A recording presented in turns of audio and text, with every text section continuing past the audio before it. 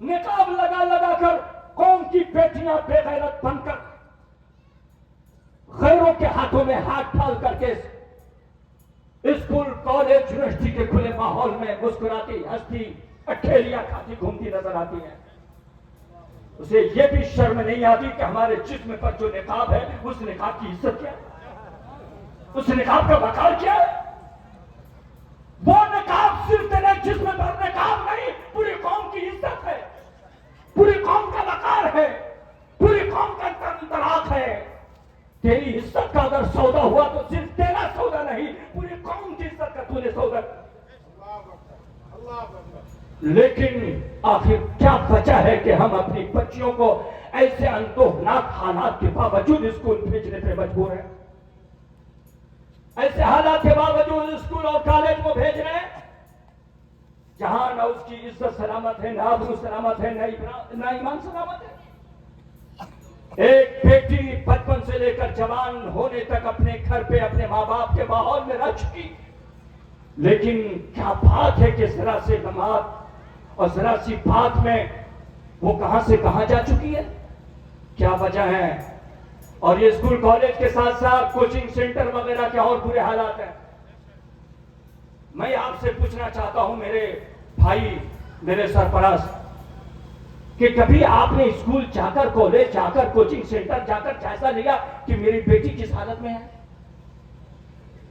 وہ پڑھ رہی ہے یا نہیں پڑھ رہی, اسکول آئی ہے یا کہیں چمنستان گئی ہے, کالج آئی ہے یا کہیں سیر و تفریح کر رہی ہے, کوچنگ سینٹر آئی ہے یا کسی اور سینٹر میں پہنچی ہے. اگر باغیرت باپ ہے تو ضرور اس چیز کی خبر لے گا میری بیٹی کہاں ہے.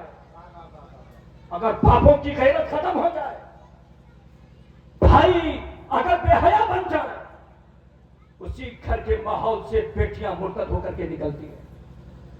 لیکن جس گھر کا باپ باغیرت ہو, باحیا ہو, باعزت ہو, باایمان ہو, اس باپ کی بیٹیاں کبھی اپنے ایمان کا سودا نہیں کر سکتی ہے, کبھی اپنی عزت کا سودا نہیں کر سکتی ہے.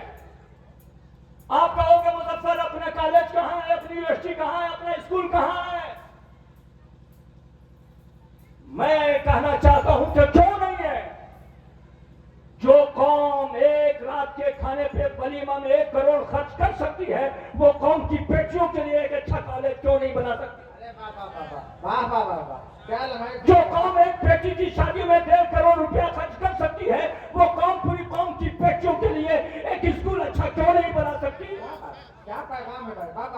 مسلمانوں کی اگر دولت کو دیکھنا ہے تو شادیوں میں جاؤ, مسلمانوں کی ایمانداری اگر دیکھنی ہے تو ولیمہ میں جاؤ, مسلمانوں کی شہنشاہی اگر دیکھنی ہے تو شادیوں میں جاؤ, اور مسلمانوں کی غربت اگر دیکھنی ہے تو مسجدوں میں آ جاؤ.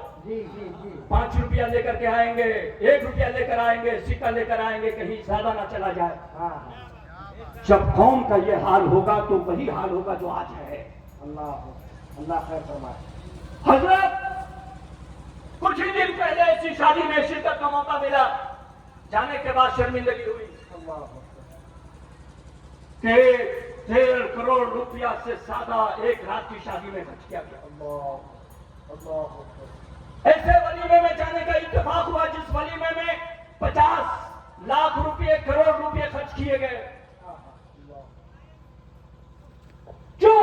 اس لیے کہ پوری قوم کے درمیان چرچا ہو میں نے یہ خرچہ کیا ہے, میری بیٹی کی شادی بے مثال ہے, میرے بیٹے کا ولیمہ پورے شہر میں, پورے علاقے میں ایک حیثیت رکھتا ہے, ایک چرچا رہے گا.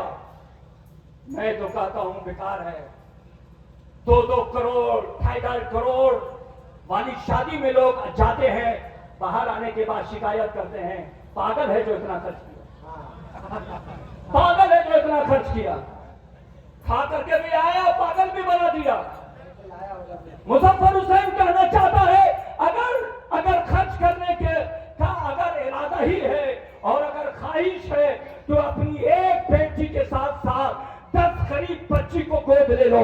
جو غریب بیٹی ہو ان 10 غریب بیٹیوں کو گود لے کر کے اپنی بیٹی کے ساتھ شادی کر دو. قسم خدا کی تیری بیٹی کے ساتھ ساتھ تیری غریبی نجات ہو جائے گی اور پوری قوم کے اندر ایک اچھا پیغام جاتا ہوگا۔ سبحان اللہ، سبحان نعرہ تکبیر، نعرہ رسالت، پیغام اسلام، مذہب اسلام، حضرت علامہ مظفر حسین صاحب قبلہ۔ ضرورت اس بات کی ہے کہ ہم اچھا کالج بنائیں، اچھا اسکول کھولیں اور تعلیم گاہوں میں جا کر کے اپنی بیٹیوں کا جائزہ لے کے وہ کیا کر رہی ہے، ورنہ روز محشر میں ہمیں جواب دینا پڑے گا۔ اور فتنہ ارتداد کا ایک بہت بڑا سبب وقت پہ شادی نہ ہونا بھی ہے۔ کتنی بیٹیاں اپنے گھروں سے اس لیے قدم نکالنے پہ مجبور ہے کہ وقت پر اس کی شادی نہیں ہو رہی۔ اس لیے اس تعلق سے بھی اپنے سرپرستوں سے گزارش کروں گا کہ جب آپ کے بیٹے اور بیٹیاں جوان ہو جائیں تو وقت پر اس کی شادی کر دیجئے، کیونکہ نبی پاک صلی اللہ تعالی وسلم نے ارشاد فرمایا ہے نکاح کو آسان کرو، زنا کو مشکل کر دو۔ جس قوم کو پیغام دیا گیا نکاح آسان کرو، اسی قوم نے اپنے نکاح کو مشکل کر دیا ہے، اور جب نکاح مشکل ہو جاتا ہے تو زنا آسان ہو جاتا ہے۔ اس لیے ضرورت اس بات کی ہے کہ ہم نکاح کو آسان کریں۔ جس دن نکاح آسان ہو جائے گا، ہم مسجدوں میں نکاح کرتے تھے، پنڈال میں آ گئے، پنڈال میں شادی کرنے والے پنڈال سے نکل کر مندروں میں چلے گئے۔ تم کہاں تھے، کہاں سے چلے آئے؟ آسان، کتنا آسان نکاح ہے ہمارے درمیان، ہم نے مشکل کر لیا۔ اب غریب بیٹیاں اپنے گھر میں سسک کر رو رہی ہیں، میرے ماں باپ کے پاس وہ حیثیت نہیں کہ میری شادی کرے۔ خواہشات سے مجبور ہو کر وہ گھر سے قدم باہر نکالنے پہ مجبور ہے۔ اس لیے شادی کو آسان کیجیے، اور جو لوگ قوم کے مالدار ہیں ان سے گزارش کریں گے کہ آپ اپنی بیٹیوں کے ساتھ ساتھ غریب بچیوں کو گود لے کر کے اس کی شادی کا بھی انتظام کیجیے۔ ساتھ ہی ساتھ فتنہ ارتداد کا ایک بڑا سبب اپنے خاندان اور پڑوسی کا خیال نہ کرنا بھی ہے۔ ہم نہیں دیکھتے کہ میرے خاندان میں کون کس رہا ہے۔ ہم شکم سیر ہو کر سو رہے ہیں، اچھا کھانا کھا رہے ہیں، اچھے کپڑے پہن رہے ہیں، لیکن یہ خیال نہیں ہے کہ میرے خاندان کے غریبوں کا کیا حال ہے، پڑوسیوں کا کیا حال ہے۔ نبی پاک صلی اللہ تعالی وسلم نے فرمایا کہ تم اپنے پڑوسی کا خیال کرو، چاہے تیرا پڑوسی دوسرے مذہب کا بھی کیوں نہ ہو، لیکن تم اگر کھا کر سو رہے ہو تو اپنے پڑوسی کو بھی کھلاؤ۔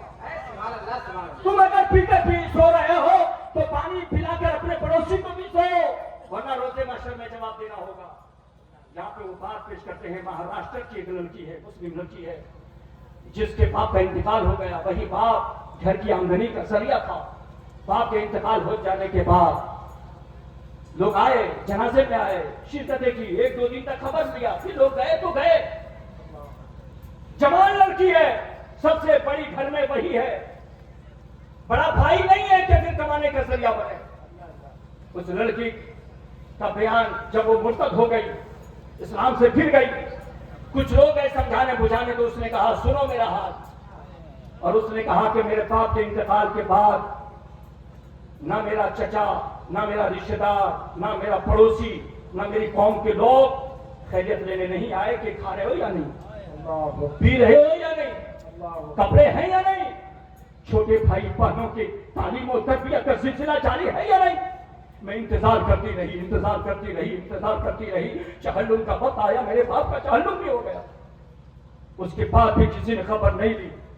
میں گھر سے نکل پڑی بیتاب و پریشان ہو کر، میں اپنے ماں کی بھوک پیاس کو برداشت نہیں کر سکتی، اپنے چھوٹے بھائی بہنوں کے بھوک و پیاس اور تعلیم و تربیت کے سلسلے کو دیکھ کر کے برداشت نہ کر سکی، اپنے گھر سے قدم نکال پڑی، کسی کام کی تلاش میں چل پڑی۔ ایک آفس میں مجھے کام مل گیا، وہاں کام کرنے لگی، لیکن تنخواہ میری اتنی کم تھی کہ گھر کا خرچہ نہیں چلتا۔ میں پھر بھی پریشان رہنے لگی، میں کیا کروں۔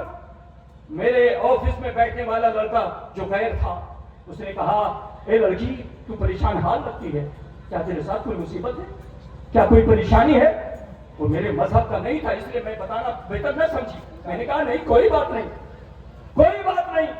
لیکن میرے سوکھے ہونٹ، میری بہتی آنکھیں، میرے پریشان دماغ دیکھ کر کے وہ نوجوان سمجھ گیا میرے ساتھ کوئی پریشانی ہے۔ آخرکار اس نے کہا بتاؤ سچت کیا ہے، شاید میں تیرے کام آ سکوں۔ میں اپنی پوری پکچر سنا دی، پوری کہانی سنا دی۔ اس نوجوان نے کہا کہ میں تیرے ساتھ کھڑا رہوں گا، میں تیری مدد کروں گا۔ ہر مہینے اپنی تنخواہ سے کچھ روپیہ ہمیں دینے لگا، میری مدد کرنے لگا، یہاں تک کہ میرے چھوٹے بھائی بہنوں کی تعلیم کا سلسلہ شروع ہو گیا، میرے گھر کے ضروریات اور اخراجات پورے ہونے لگے۔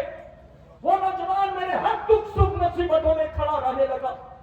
آخرکار ایک دن اس نے پہل کر دیا، میں بھی شادی نہیں کیا ہوں، تمہاری شادی بھی نہیں ہوئی، کیوں نہیں ہم دونوں شادی کے بندھن میں بن جائیں، تم میرے مذہب کو اختیار کر لو۔ میں نے انکار کیا، میں تیرے مذہب کو اختیار نہیں کر سکتی۔ اس نے کہا اے لڑکی بیوقوف، اگر تم مذہب کا نام لے رہی ہے تو کہاں ہے تیرے مذہب کے ماننے والے، کہاں ہے تیرے رشتے دار، کہاں ہے تیرا بھائی، کہاں ہے تیرے چچا، کہاں ہے تیرے قوم کے فجور افراد جو تیری عزت کا خیال کریں، تیرے بھوک و پیاس اور تیرے چولہے کا خیال کریں، تیرے بھائی بہنوں کی تعلیم و تربیت کا خیال کریں، کہاں ہے تیری قوم کے لوگ۔ یہ بات میرے دل میں چاقو سی ہو گئی اور میں نے کہا ٹھیک تو کہتا ہے، یہ باپ کے انتقال کے بعد کہاں کسی نے خبر دی ہے۔ پھر آخر میں نے فیصلہ کر لیا کہ اس سے نکاح کر لوں گی، اور میں نے مذہب بھی تبدیل کر لیا، اس سے نکاح کر لیا۔ ابھی آپ آئے سمجھانے کو، ابھی آپ آئے مذہب اسلام کو پہنے کو، لیکن مذہب اسلام نے جو پڑوسی کا حق بتایا ہے وہ کہاں ہے؟ مذہب اسلام نے جو رشتہ داری کا حق بتایا ہے وہ کہاں ہے؟ کہاں تھے میرے مذہب کے لوگ، کہاں ہے میرے خاندان کے لوگ؟ اور ڈانٹ کر اس لڑکی نے ان لوگوں کو بھگا دیا، اور آخرکار وہ جو مرتد تھی مرتد رہ گئی۔ میں بتانا چاہتا ہوں، آپ حضرات سے عرض کرنا چاہتا ہوں کہ آج ان حالات نے ہماری کچھ بیٹیوں اور بہنوں کو مذہب سے دور ہونے پہ مجبور کر دیا ہے، ورنہ آج اگر معاشرے میں اسلامی ماحول روشن ہو جائے اور نبی پاک کی تعلیمات کا چلنا ہمارے آنگنوں میں آ جائے تو میرا کوئی نوجوان مرتد نہیں ہوگا، ہماری کوئی بیٹی مرتد نہیں ہوگی۔ اگر رات و دن ہمارے سینوں میں، ہمارے جلووں میں، ہماری نگاہوں میں قرآن کی آیتیں رہے، نبی پاک کی تعلیماتیں رہے، تعلیمات رہے، نبی پاک کے سچے غلاموں کی سیرتیں رہے، تو ہم بھی اچھے رہیں گے، ہماری نسلیں بھی اچھی رہیں گی۔ ورنہ وہ اندھیرا ہی بھلا تھا کہ قدم راہ پر تھے، وہ اندھیرا ہی بھلا تھا کہ قدم راہ پر تھے، روشنی لائی ہے منزل سے بہت دور ہمیں۔ جب ہم کٹیا میں رہتے تھے تو اچھے تھے، جب ہم سوکھی روٹیاں کھاتے تھے تو اچھے تھے، جب ہم پیون لگے کپڑے پہنتے تھے تو اچھے تھے، جب ہم معاشرے میں رہتے تھے تو اچھے تھے، جب ہم علماء کی تربیت میں رہتے تھے تو اچھے تھے، جب ہم اسلامی ماحول میں رہتے تھے تو اچھے تھے، جب مسجدوں محرابوں ممبر کے جلووں میں رہتے تھے تو اچھے تھے۔